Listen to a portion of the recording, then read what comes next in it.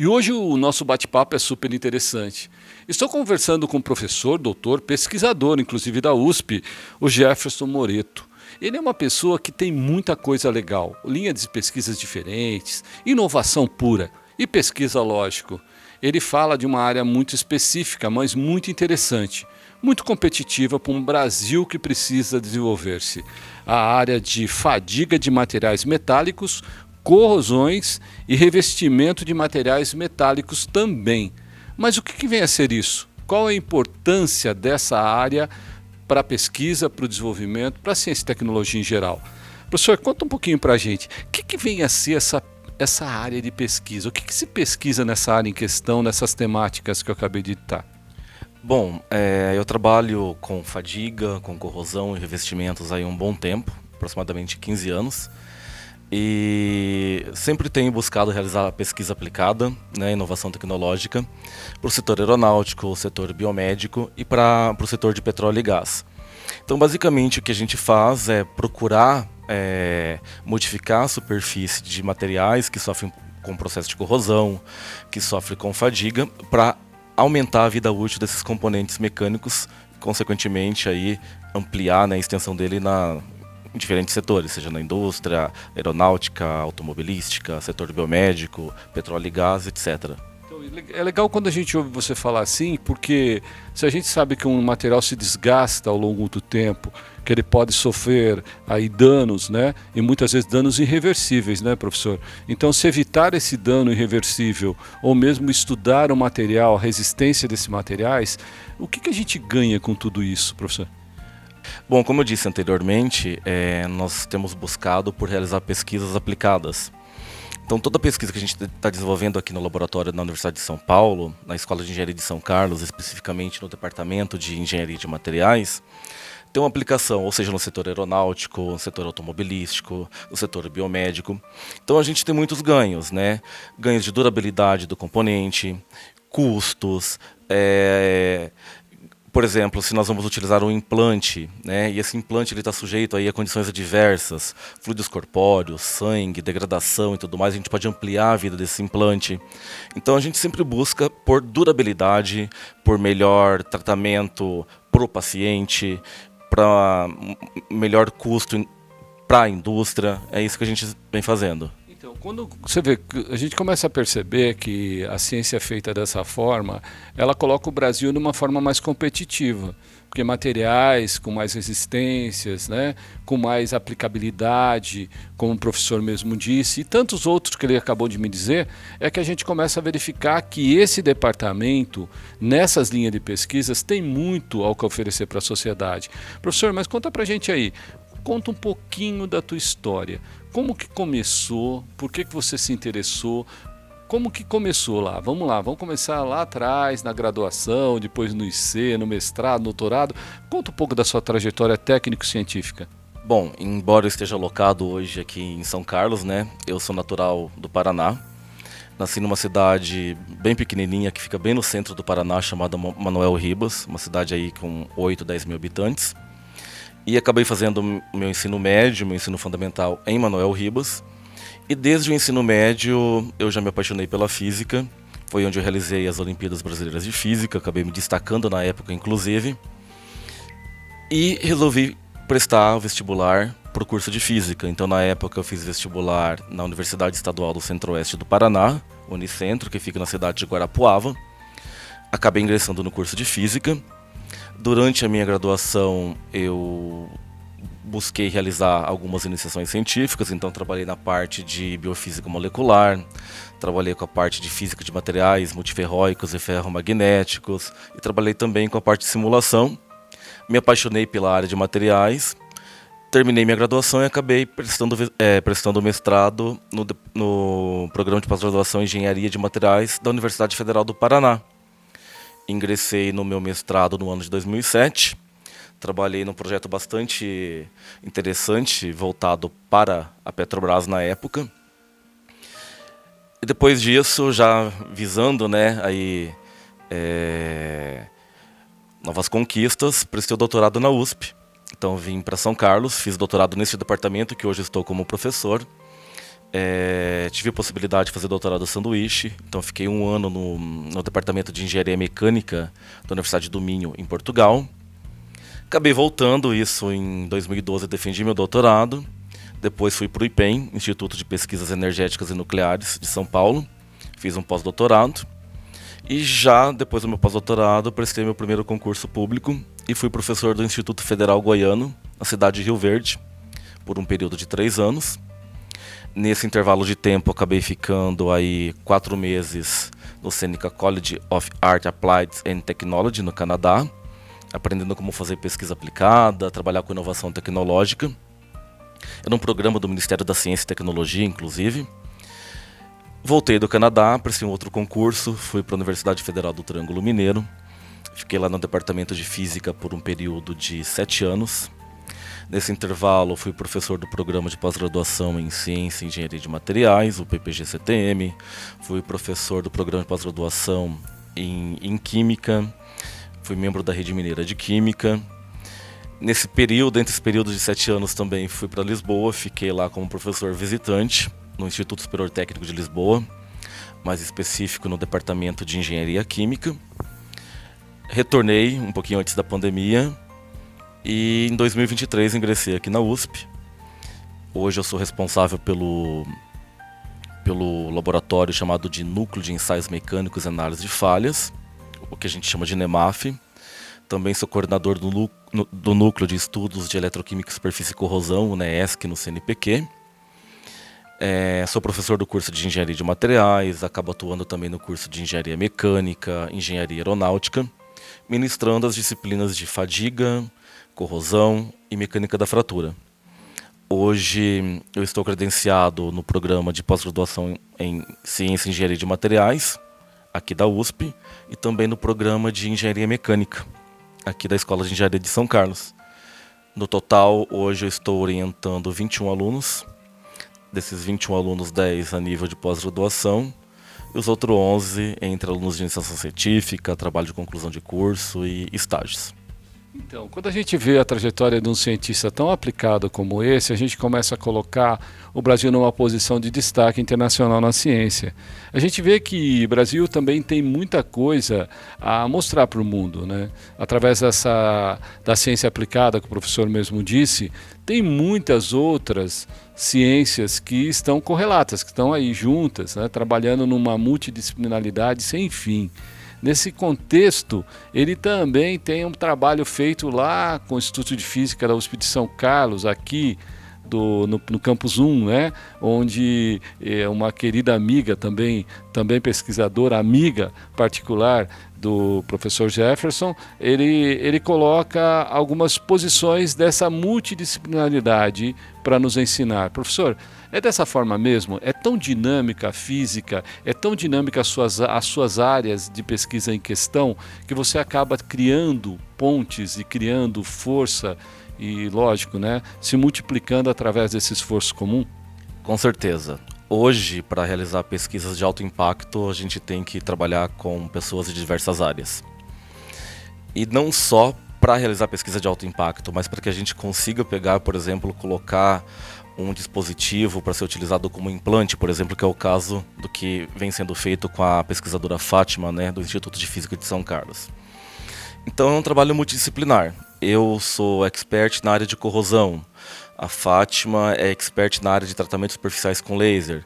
Então a gente acaba juntando aí técnicas e metodologias para desenvolver, né, para melhorar as propriedades físico-químicas de um dado material para aplicações diversas. Eu tenho realizado também pesquisas em parceria com o pessoal da medicina, da USP de Ribeirão Preto, com o pessoal da farmácia, o pessoal do curso de medicina da Universidade Federal do Triângulo Mineiro. Se o professor pudesse ilustrar um pouquinho da medicina, quais linhas ou quais pesquisas que estão sendo feitas, o professor podia destacá-las, por favor? Sim, nós estamos trabalhando com funcionalização de ligas de titânio para aplicação biomédica como implantes. Então, nós modificamos a superfície desses materiais com uma técnica chamada de plasma, pulverização catódica via plasma, buscando uma melhor resistência ao processo de corrosão, buscando, consequentemente, também uma melhor propriedade biofuncional, um material que seja menos tóxico que seja mais biocompatível, que promova uma menor resposta inflamatória. Então a gente acaba fazendo toda a parte, né, de tratamento superficial, toda a parte de estudo de corrosão, de propriedades mecânicas, de desgaste, mas precisamos aí do pessoal da medicina, do pessoal da farmácia para realização dos ensaios biológicos. Isso eu conto com eles. Então, contando com outros centros de pesquisa em específico, o Centro de Pesquisa em Ótica e Fotônica da USP de São Carlos, onde é coordenado também pelo professor Vanderlei Salvador Banhato, né? Tem essa proximidade com o professor Jefferson. Professor, à medida que o professor começa a orientar, novas ideias surgem, novos desafios também, né? O que suscita, o que a causa nos seus alunos orientados quando o professor cria uma nova linha? Dá uns exemplos de linhas novas de pesquisas feitas pelos seus orientados. A sua pergunta é muito interessante porque não basta somente termos um trabalho no final, uma dissertação de mestrado, uma tese de doutorado, um trabalho de conclusão de curso. Nós estamos aqui na universidade para formar pessoas. E então temos uma responsabilidade muito grande, além, né, da acadêmica de produção. Em relação a linhas de pesquisa, eu tenho trabalhado com muitas coisas. Então, tenho alunos que trabalham com deposição de filmes finos de pentóxido de nióbio para melhoramento da resistência à corrosão e diminuição da taxa de propagação de trinca por fadiga, por exemplo, de ligas de alumínio utilizado pelo setor aeronáutico. Nós estamos trabalhando também com tratamento a laser de superfícies, visando aí aumentar a resistência à corrosão de materiais que são utilizados como dispositivos médicos em cirurgias. Trabalhamos também com liberação controlada de sistemas nanoparticulados na área agrícola, encapsulamento de tintas, encapsulamento de diferentes componentes aí para liberação controlada, por exemplo. Hoje em dia, né, você está andando com seu carro, de repente uma pedrinha acaba causando ali um estrago na sua lataria. Hoje a gente consegue promover revestimentos inteligentes, no qual a tinta ela acaba por sendo liberada e repassivando essa superfície novamente. Então tudo isso a gente consegue fazer em laboratório. São alguns exemplos de linhas de pesquisa que a gente vem trabalhando aqui no departamento. Agora, quando o professor começa a ter desafios novos, lógico, professor, toda pesquisa, ciência e tecnologia precisa de verbas, né, de recursos, né, e sempre também é um desafio. Como que o professor entende a ciência brasileira enquanto sendo financiada pelos órgãos financiadores de pesquisas? Como que ela está sendo? Ela tem uma dinâmica própria? Ela está suprindo as necessidades? Ou o que está acontecendo na verdade? Bom, a realização de pesquisa de alto impacto é bastante cara. Então, o professor professor pesquisador sempre tem que estar buscando por dinheiro, né, por fomento.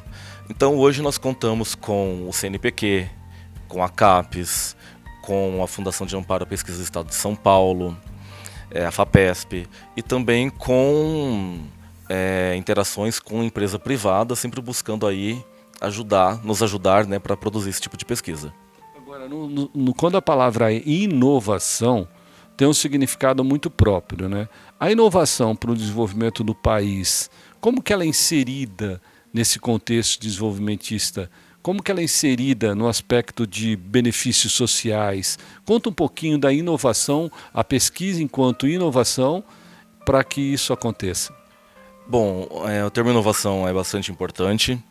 O nosso país começou, né, a desenvolver pesquisas com inovação tecnológica não faz muito tempo, é uma coisa nova.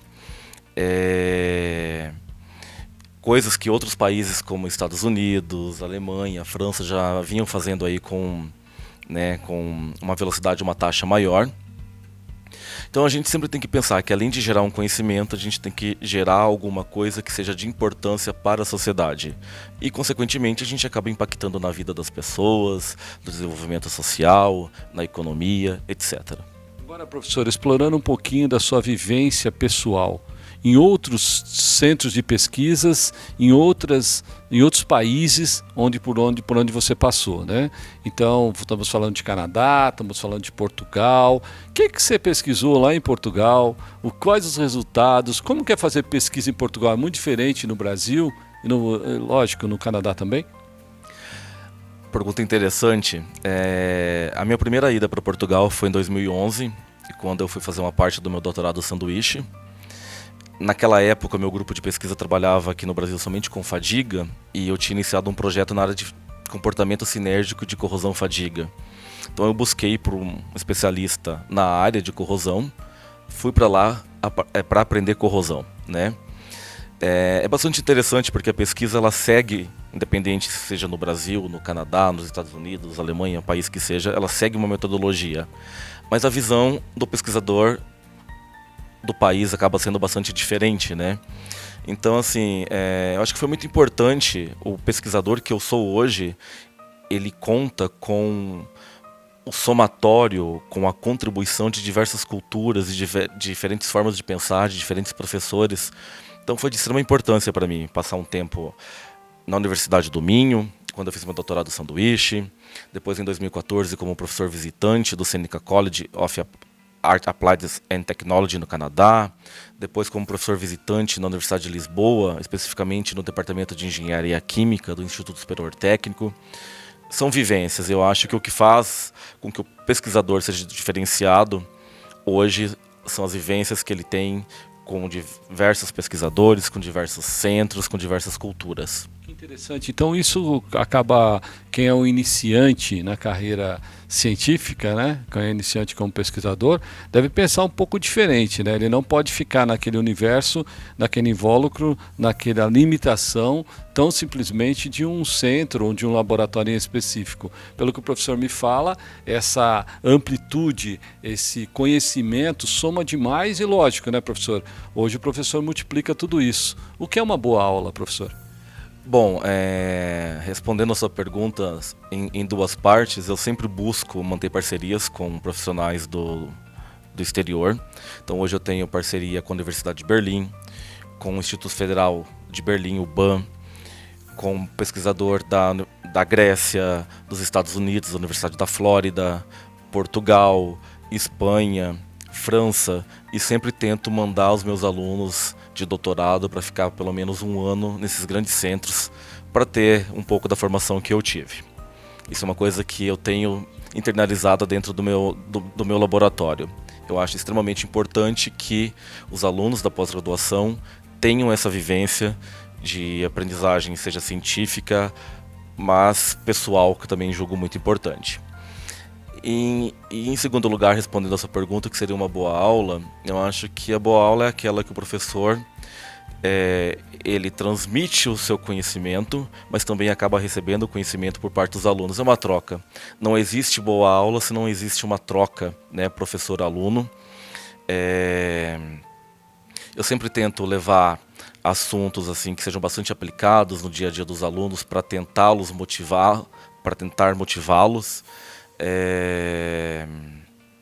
Acho que isso. É isso, né? Professor, mas no momento em que o professor foi colocado nessa posição de viajar, de se fazer como um cientista, ter o seu nome, né, como já é um nome reconhecido, você teve um pai e uma mãe. Eu queria que você falasse um pouquinho o nome do seu pai e da tua mãe e quem são eles e seus irmãos na sua vida. Conta um pouquinho do seu lado pessoal. Bom, a minha mãe se chama Jucineia Silva de Oliveira Moreto. Meu pai se chama Gelson Aparecido Moreto. Infelizmente eu perdi meu pai na pandemia para Covid. Tenho duas irmãs, Thaís Fernanda Moreto e Laís Juliana Moreto. Somos em 5 na minha família, né? Viemos de uma família muito humilde, eu e as minhas irmãs. Meus pais não tiveram oportunidade de estudar, mas fizeram o possível e o impossível para que eu e as minhas irmãs tivéssemos a educação e o estudo. Então, eu fiz graduação em Física, acabei fazendo mestrado em Engenharia, doutorado em Engenharia, pós-doutorado. A minha irmã é bióloga, tem mestrado também na área de Zoologia, trabalha hoje em Curitiba, no Paraná. A minha outra irmã é engenheira de alimentos, trabalha em uma multinacional. Então tivemos a possibilidade aí de nos formarmos, né, em grandes centros. E eu acho que com muita luta, porque os meus pais abdicaram de muita coisa para que a gente tivesse tudo que nós temos hoje. Nossa, que bonito. Agora, teu pai trabalhava com o quê? A tua mãe ficava em casa? Como que era isso? Bom, os meus pais, eles foram comerciantes, então desde que eu tinha 5 anos, eu lembro já, com 5 anos, da frutaria, sacolão de verduras, né? E cresci no sacolão de verduras. Trabalhei no sacolão de verduras, inclusive, acho que foi lá que eu aprendi a fazer as primeiras contas, né? Somando 1 quilo de batata com 1 quilo de tomate, dando um troco para R$ 50. E sempre foram comerciantes. Hoje, graças a Deus, a minha mãe ela já está com uma estabilidade, hoje ela já não precisa mais trabalhar. Então ela está em Curitiba hoje curtindo o netinho, o meu sobrinho que se chama Valentim. Valentim. Agora, um filho que foi para o mundo, trabalhou intensamente, pesquisou e continua trabalhando, que é um ser humano que eu percebo que é um ser humano muito espiritualizado. A gente conversou e a gente percebe tudo isso. O que você diria para tua mãe hoje se eu tivesse que agradecê-la? Agora é aquele momento que a voz, né, fica um pouco embargada. Eu tento ser um filho que mostra muito com gestos. Então eu tento proporcionar para minha mãe uma boa vida, tento fazer com que ela tenha momentos incríveis, tento estar presente em todos os momentos da vida dela, sejam bons, sejam ruins. E o que eu tenho para dizer para ela é muito obrigado por abdicar muitas vezes dos seus sonhos para que eu pudesse conquistar os meus. Professor, você considera-se um pesquisador assim inquieto? Porque a cada minuto deve estar criando novas linhas. Com certeza. Eu acho que não tem como ser pesquisador se você não for inquieto. A gente sempre busca por respostas de qualquer coisa, né?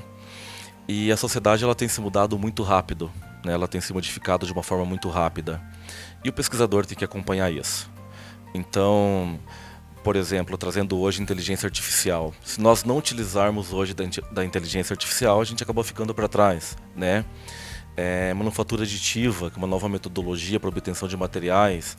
Então, assim, o pesquisador sempre tem que buscar, tem que estar antenado, ver o que é novo e falar assim, olha, vou começar a estudar isso, não tenho conhecimento, então vou me debruçar para estudar, não consigo fazer sozinho, vou buscar por parceria, seja no Brasil, seja no exterior.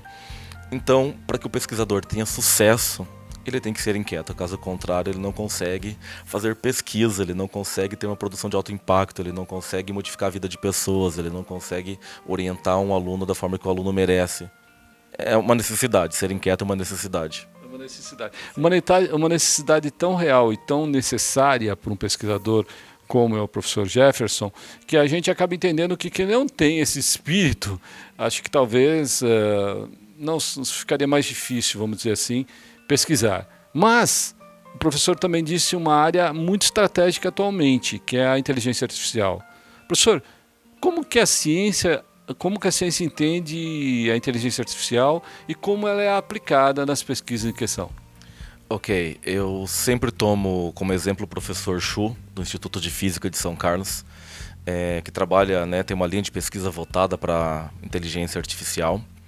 Eu sempre falo para os meus alunos que está disponível para que nós possamos utilizar, mas a gente também tem que saber utilizar da maneira adequada, né? Não é você dar o comando para que algo saia pronto, mas é você verificar, pedir ajuda, reestruturar algumas coisas. Então, desde que seja utilizada da forma adequada, eu acho que tudo bem, mas a pessoa tem que saber até que ponto ela pode ir ou não. E é claro, né? Ela necessita de um comando, ou seja, a pessoa que está por trás do computador tem que saber o mínimo para dar aquele comando. Então, assim, por exemplo, se eu peço para a IA falar sobre corrosão de ligas de alumínio utilizado no setor aeronáutico, né? Por exemplo, ela vai criar um texto, mas até que ponto aquele texto ali ele está sendo verdadeiro ou não, até que ponto eu tenho confiabilidade nos resultados ou não. Então isso depende também que a pessoa se mantenha estudado, que ela tenha uma boa formação daquilo que ela esteja estudando. Interessante. Professor, é uma ferramenta muito interessante, assim como a área da ótica e da fotônica, o professor trabalha muito também, né? E nessa área da ótica e da fotônica, onde ela conversa com você e em quê? Bom, um dos exemplos que eu dei foi a pesquisa que nós estamos realizando junto lá com o Instituto de Física, no qual nós utilizamos lasers de nanosegundos e femtosegundos para modificação superficial de camadas aí de biomateriais para aplicação biomédica. Então é um setor no qual a ótica fotônica conversa com a área de materiais. O cientista de verdade é aquele que se pergunta o porquê de tudo. Porque esse microfone está funcionando, como que o seu óculos funciona, como que a visão, a interação da visão, né, a interação da luz com a rodopsina lá no interior, na retina. Então tem que ser curioso, tem que perguntar-se o porquê de tudo. Eu acho que é a primeira coisa, ser curioso. E a segunda, e não menos importante, eu acho que o bom pesquisador é aquela pessoa, né, homem, mulher, que é metódico. A gente não consegue fazer pesquisa sem ser metódico. Tem que ter aí um esforço, tem que ter uma dedicação, tem que ter uma seriedade. Nós temos que ter conhecimento para discutir os resultados. Temos que ter ética profissional para que a gente não saia fazendo coisas indevidas, né? Então, eu acho que surge com o porquê. Mas depois a gente vai colocando ali, né, palavras, vai colocando outras coisas importantes. E no final a gente tem o que a gente chama de pesquisador. No final a gente tem aquilo que a gente chama de pesquisador. Mas mais do que isso, a gente chama de ser humano, uma pessoa que pesquisa, que sabe onde quer chegar, que ajuda as pessoas que querem também chegar, que dá a mão. Olha, esse sim é o verdadeiro pesquisador. Esse é o professor Jefferson, que eu acabei de entrevistar. Com grande satisfação, eu saúdo ele, a todos os alunos dele, ao departamento, e digo assim para vocês que nos assistem. Meu nome é Kleber Chicrala e a gente vai se ver no próximo programa. Até lá!